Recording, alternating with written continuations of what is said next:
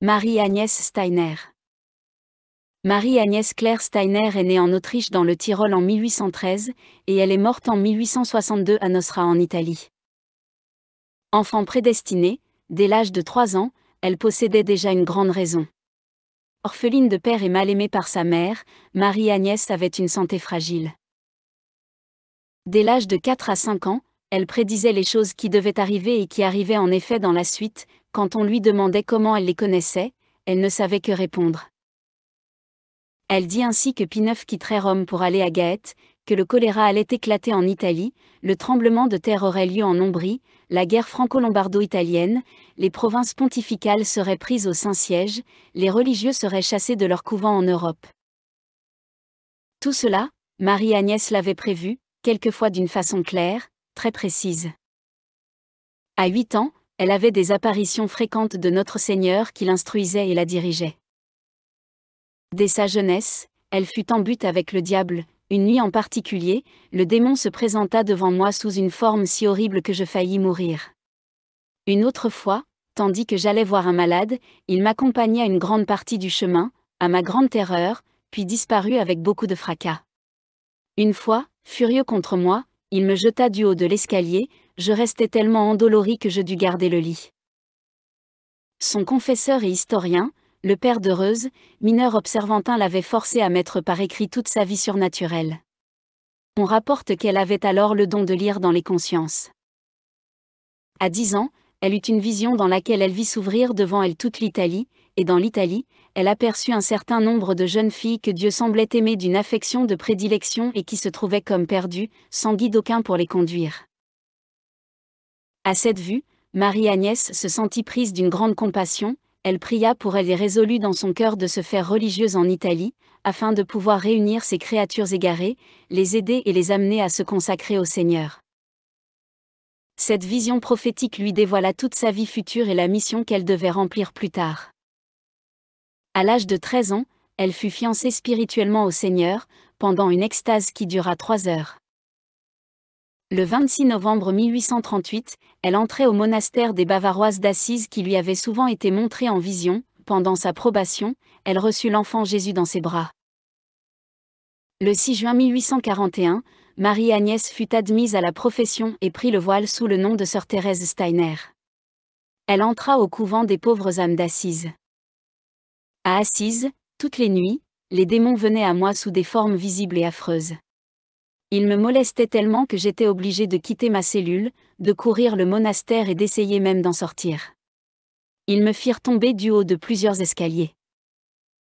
Les jours qui précédèrent son arrivée au monastère, on avait entendu des bruits extraordinaires qui avaient glacé d'effroi les religieuses. Elle écrit, après ma profession, je me trouvais pendant quelque temps, très heureuse. Les douleurs les plus aiguës que j'éprouvais alors et qui maintenant se renouvellent souvent, consistait à voir, à connaître et à ressentir en moi combien souffrait mon époux, sans pouvoir le soulager. Elle voyait la façon dont notre Seigneur avait été traité et la rage de ses bourreaux. Son confesseur écrit, cette vue lui procurait une agonie mortelle.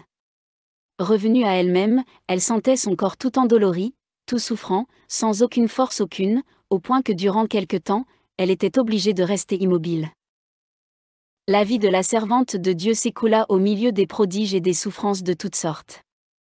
Elle méditait sans cesse sur la passion de Jésus-Christ, unie très intimement à l'époux céleste, elle reçut des connaissances très étendues sur les événements présents et futurs, elle eut la double mission d'établir une réforme dans l'ordre de Sainte-Claire, et, ensuite de travailler au bien de l'Église et au salut des âmes, par le renouvellement de l'esprit intérieur. Dans ce dessein, elle devait offrir à la justice divine une expiation pour les péchés et pour les crimes du monde. Ce fut dans l'année 1849, que la mère Steiner fut invitée à venir à Pérouse par l'archevêque-évêque Monseigneur Pexy, devenu sa sainteté le pape Léon XIII, qui, après avoir examiné sérieusement sa doctrine et ses révélations, fut plein d'estime pour la servante de Dieu, et la chargea d'établir la réforme dans un monastère de Clarisse de cette ville, ce qui se réalisa le 12 janvier 1850. Elle fonda alors les tertiaires cloîtrés de Saint-François, à Nocera pour lesquels elles œuvreront jusqu'à sa mort. Pie IX, dont on aurait pu faire d'avance l'histoire à l'aide des révélations de la mère Steiner, lui accordait la plus grande confiance, et ne l'appelait que « la sainte », vraiment sainte.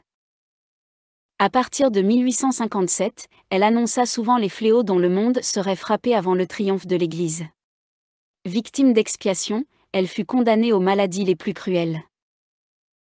Elle prédit à plusieurs reprises le jour de sa mort qui arriva le 29 août 1862, à Nosra. Un parfum céleste remplit à ce moment sa cellule et persista longtemps. Il a même persisté jusqu'à ce jour à son tombeau, sur son crucifix, ses vêtements et autres objets à son service.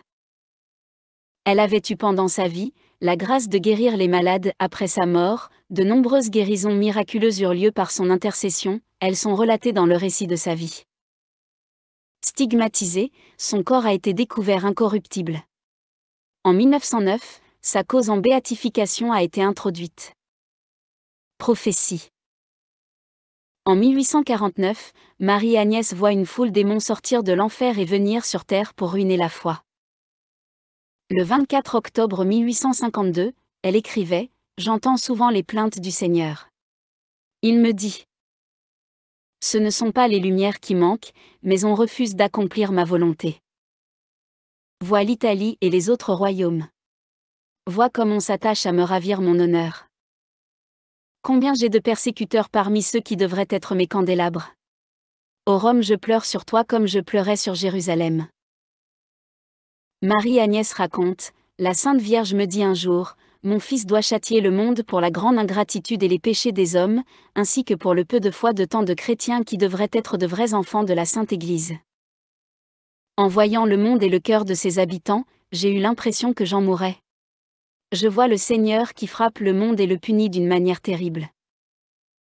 Les religieux devront quitter leur monastère et les religieuses leur couvent, surtout en Italie. La Sainte Église sera persécutée, et Rome sera privée de son pasteur.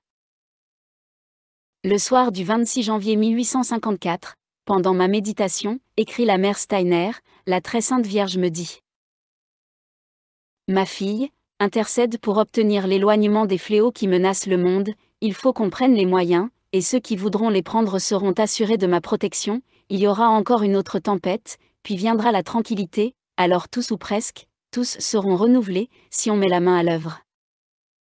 Vois combien d'hommes auront disparu de la terre.